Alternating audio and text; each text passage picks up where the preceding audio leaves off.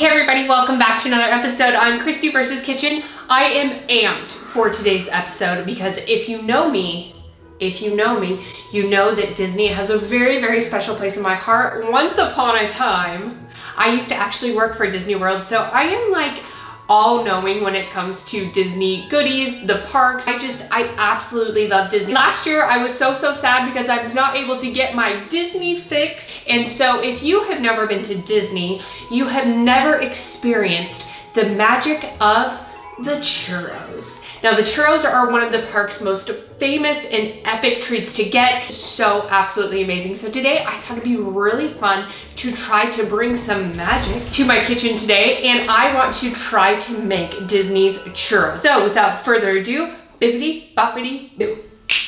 So essentially what we're going to be doing for the churros, we are going to be making a choux pastry. No, not a choux pastry. It's a different type of pastry. I have never made this before, but it seems fairly straightforward. The first thing we're going to need is 1 cup of water and 8 tablespoons of unsalted butter. 1/4 teaspoon of salt, 1/4 teaspoon of cinnamon.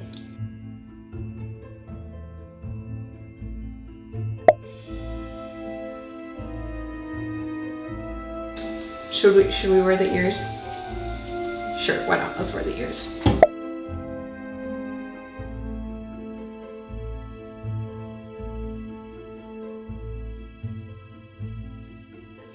All right, so that took no time at all. So now we have the choux pastry and we are just supposed to let it rest for about 5 to 7 minutes. So while this is resting, I'm gonna go ahead and get our oil ready. I'm just gonna be adding enough oil into the bottom of this pan just so we can get about half the churros covered.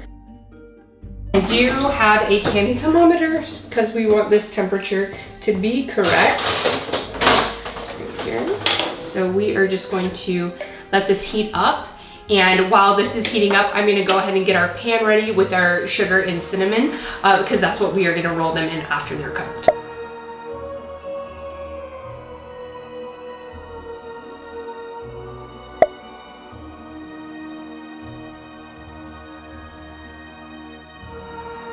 I forgot to add the eggs.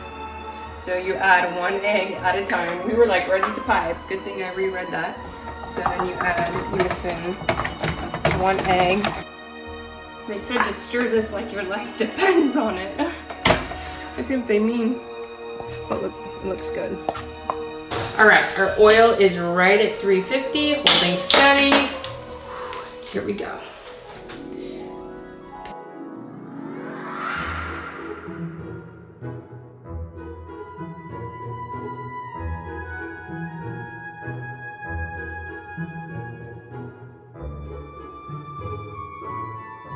I'm not gonna lie, this is pretty cool. And if you don't have a big pan, you can do little tiny ones. Just like. Okay, this dough is really liking to curl. This is cool.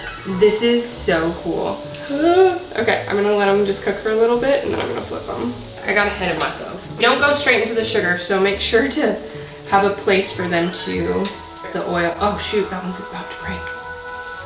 Don't break. I'm gonna let some cook longer than others and then we'll see which ones taste better. Ah, shoot. This is hard. That one's done. Oh, here we go. I think this is the color they're supposed to be. Okay, I think I was a little impatient. These can be little test ones. We have plenty of dough, so I'm definitely going to be making more. Okay, these ones are keeping their shape like pretty well. I'm actually really impressed with this.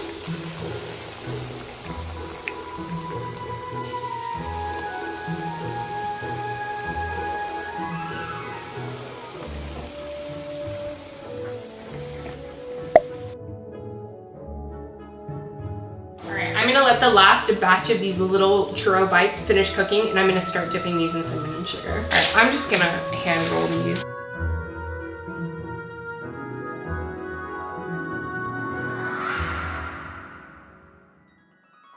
That one just keeps falling apart.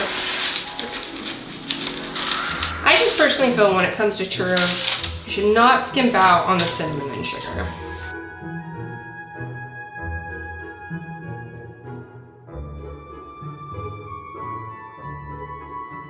Yeah, I definitely think cooking them longer is the way to go. They'll be less flimsy.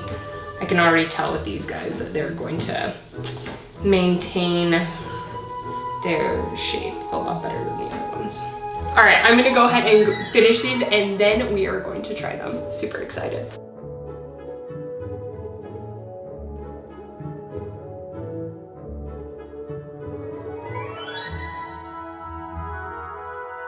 All right, you guys, the churros are finished. They look absolutely amazing. I mean, not necessarily park quality like Disney, but I mean, hey, for homemade, I'm gonna chalk this up to a total win. So I need to know down in the comments below, are you a churro bites or do you like walking around and showing off your giant churro stick? Me personally, I really like having the very, very long churros. They're just really fun and nostalgic to have at Disney. I mean, you can't go to Disneyland without ordering a churro, but let's see if they are taste-worthy. Here we go.